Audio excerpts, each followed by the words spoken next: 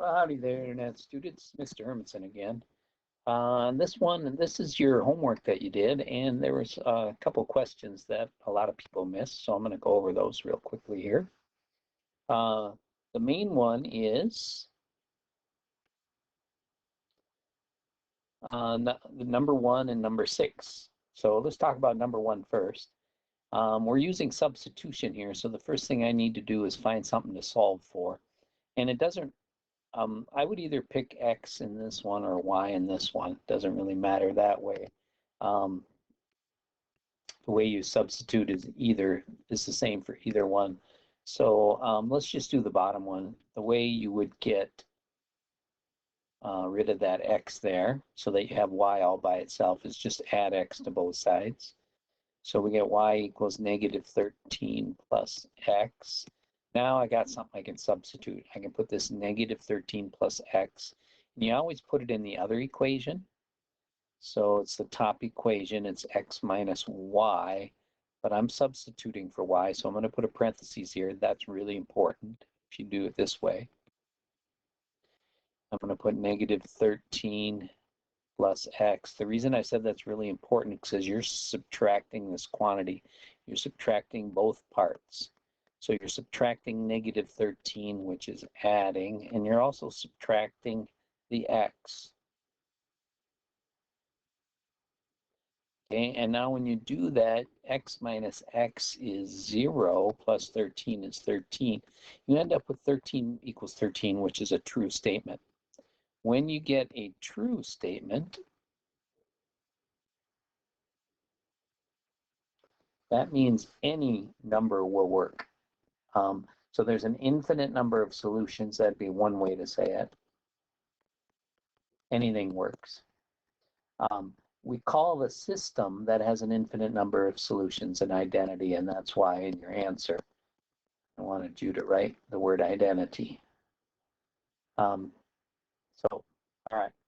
Now moving on. Number 6 was kind of hard. I think some of these questions you can solve without writing the equations, but sometimes it's important that we learn how to write the equations. So for number 4, I'm just going to go over that real quick in case you didn't know. So you have 300 acres and you split that between corn and soybeans. So let's let X be corn and Y be soybean acres. And if you add the two together, you get the whole thing, the 300 acres. Okay.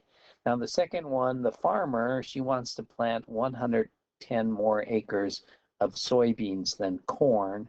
So in other words, your corn is equal to 110 more than your soybeans.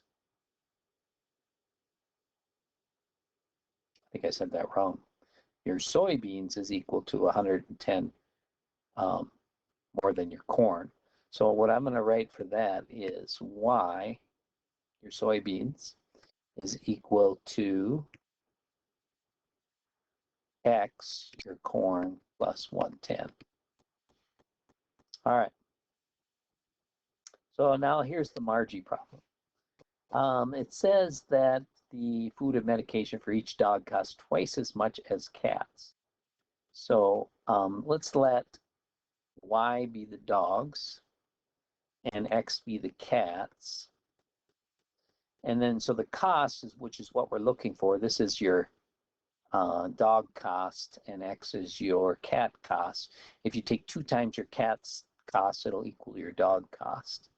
And then the other thing is that she feeds 164 cats. So if you take 164 times how much it costs to feed a cat, plus 24 times how much it costs to feed a dog, it will equal 4,240. Okay, now our substitution here is we can put a 2x where the y is, right there. So I get 164x plus 24 times 2x, which is 48x. And that kind of makes sense because remember, it costs twice as much for a dog as it does for a cat. So if I double the cost for cats, it'll be the cost for dogs.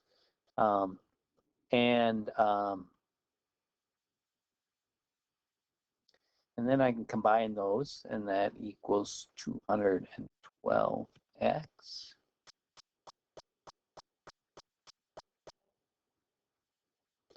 Now dividing that, I get 20. So, and remember, x is the cost of a cat. So cats are 20 and dogs are twice that, which would be 40. So should have answered, how much does she spend on each dog? She spends $40.